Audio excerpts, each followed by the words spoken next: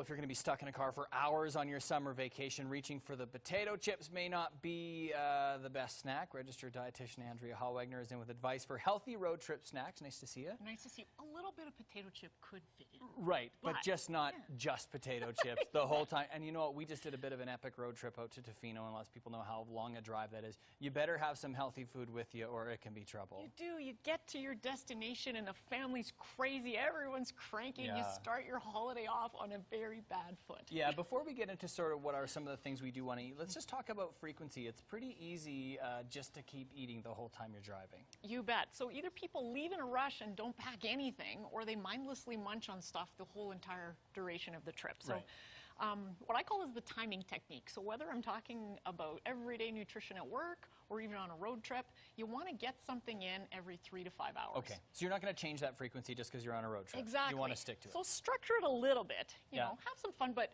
again, mindlessly munching gets people into trouble. Yeah, so let's get into that because that is definitely one of the pitfalls. What are some of the others? Other one would be just really making sure that if you are buying things like the potato chips or the chocolate, I'm the chocoholic nutrition. I love these things.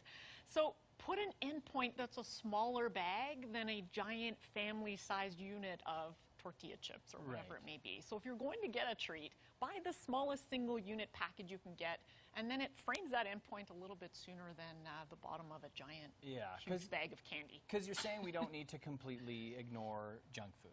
No, you know, my philosophy is always, always that you can eat anything, just not everything. And so you want to be just intentional about what's really worth it. And so for my family, when we get to a destination on holidays, we're always going to be interested in cocktail happy hour in the afternoon for beer and wine, and maybe there's more chips and guacamole. These kind of things start coming up. And so road trips for us are very nutritious on the way there because I know good stuff's coming. Because there'll be debauchery happening once you get there. That makes sense. Okay, take us through some of these ideas because I love some of these, especially for the kids. So just some ideas of things you can pack in the car. You bet. So when we make overnight oats at our house, I do like 6 or more of them at a time. So they might be a breakfast, but they're a great snack as well. And just in a jar, everyone has a spoon. Kids could even eat this as a lunch. They love them. And this looks amazing. Just take us a bit through what you've put in this. So 1/4 cup of rolled oats in a jar there. You do about 1/3 of a cup of Greek yogurt, another 1/4 cup of milk, lots of nuts, whatever fruit,